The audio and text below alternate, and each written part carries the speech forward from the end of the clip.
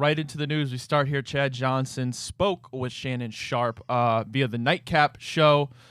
Speaking about the Browns quarterbacks, basically who he's hearing is going to be the Week 1 starter. We'll play it and come back. Predicted to enter training camp as QB1. Cleveland's quarterback battle is about to begin with the start of the 2025 training camp. And to kick things off, Mary Kay Cabot predicts that Kenny Pickett will have the upper hand early in camp. The quarterback battle. I like what they're doing. I like the fact that they put certain things out, and most of the time, it's all smoke and mirrors.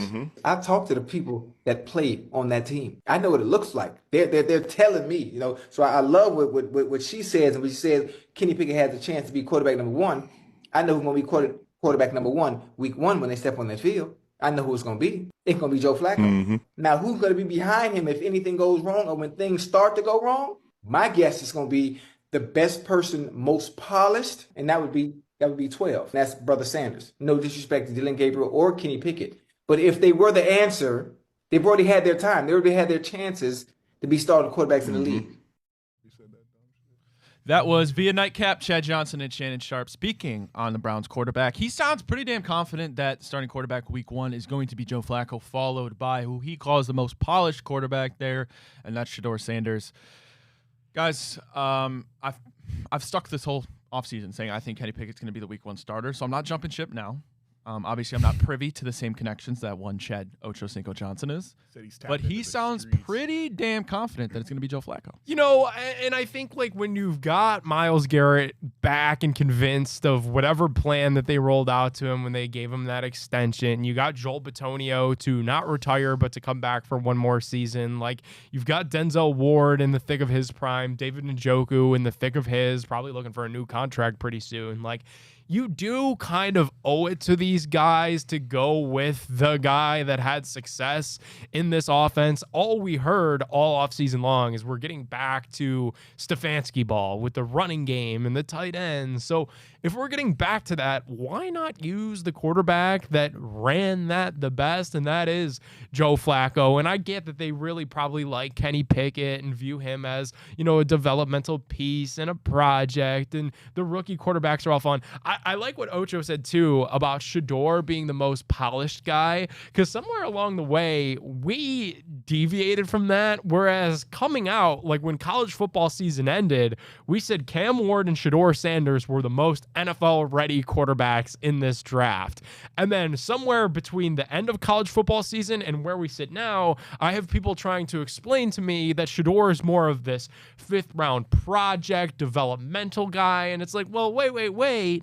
Right when college football ended, people told me that he was one of the two guys that was ready to go and ready to fit an NFL-style offense in short order. So I do kind of like what Chad Ochocinco's saying. I think what he's saying makes a good bit of sense. Nick, I think also when you talked about the QB1 battle a little bit, you made a great point that Joe Flacco is the only quarterback who's had success in this offense, but I think you can even dumb it down from that. I don't think you can really say that Kenny Pickett has had success in the NFL, period. So when you look at that, I think it makes Joe Flacco so much more simple. Are you still on Kenny Pickett? You said fake slide. You said NFL success. Yeah, that was talking about a college. Yeah. I'm just saying that was aura. See, I think we had that debate a couple days ago in the office. I think Kenny Pickett has some aura. It's not a lot. You imagine being able to say, yeah, they made an NFL rule because I was too sick. Yeah. It's tough, bro. I think they're just trying to give us something to be happy about or excited about Week 1. I get some of us in the room, like Kenny, some people who may claim to be ball knowers or who may be, No, I'm not saying Kenny's some No, not even at you. Like, demon. There's some fans that'll get behind it, but I'm saying for the majority, probably, I don't think they would be the happiest to see Kenny starting Week 1. So you got to have a reason to put butts in seats when we play Cincinnati. You got to have people with some type of optimism. That's why you want to see Joe Flacco out there.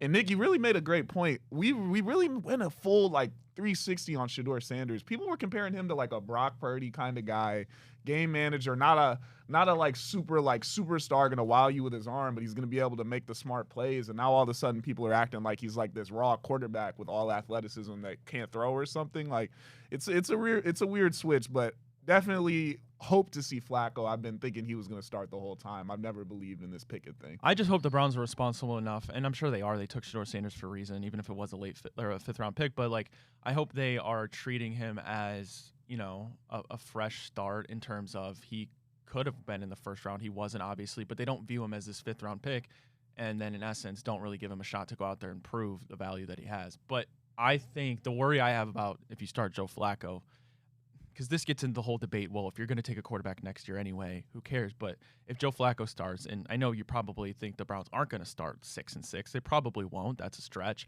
But let's say they do, then you're already in week 12. Are you really going to shift from Joe Flacco when you're in a playoff position and not play a single rep of Shedeur Sanders this season? I don't want that to happen. Like, I want to go, if I have to draft a quarterback at 26, then I want to know it's not Shedeur Sanders isn't the answer, and he's already on my roster.